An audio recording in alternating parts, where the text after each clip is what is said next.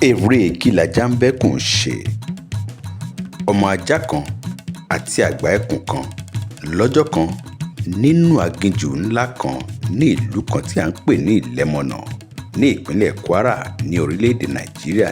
Ẹkùn yìí ní àǹfààní láti pa ọmọ ajá yìí ṣùgbọ́n ó kọ̀ kó pa á.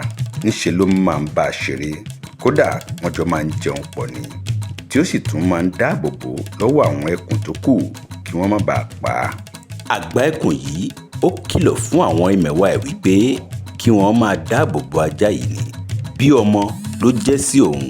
Ajá yìí ti wá dàgbà tó ti fẹ́ ga déédéé àwọn ẹkùn yìí, síbẹ̀ ọ̀rẹ́ wọn ń gbilẹ̀ sí i. Wọn kò fọwọ́ kàn rárá, kódà wọ́n jọ máa ń ṣeré líle ní gbogbo ìgbà. Gbogbo ibi tí ẹkùn yìí máa ń lọ, gbogbo ibẹ̀ ni ajá yìí náà máa ń lọ pẹ̀lú.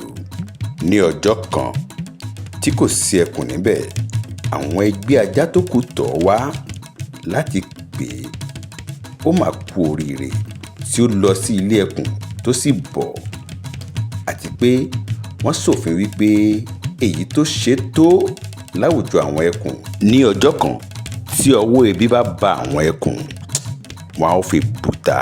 Wọ́n fi ara balẹ̀ sìn ní gbẹ́rẹ́ ìpàkọ́ wípé àbọ̀ ọ̀rọ̀ là ń sọ fọ́mọlúàbí, tó bá dénú ẹ̀ á dòdìdì. Kò pẹ́ kò jìnnà, ẹkùn jọ lọ́ọ̀kan, gbogbo wọn fẹsẹ̀ fẹ́. Inú bí ẹkùn wípé kí ló wá ṣe láwùjọ àwọn ẹgbẹ́ rẹ̀.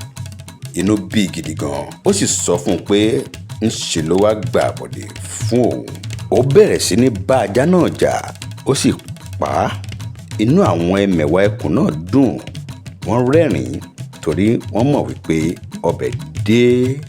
Ṣé ẹ wá rí wípé yíyó ẹkùn bí ìtòjò kọ́, àti pé kò sí eré tí ajá ń bá ẹkùn ṣe. Ìtàn yìí dá lórí wípé ká má ṣe àfojúdi, nítorí ẹni bá juni lọ ó lè jú nínú. Tẹ́ ẹ bá wá gbádùn ìtàn wa, ẹ share, ẹ like, ẹ comment, ẹ wá subscribe. Títí tá ó tún fi máa pàdé nínú ìtàn míì tó ń bọ̀ lọ́nà tó gbóná fẹlifẹli.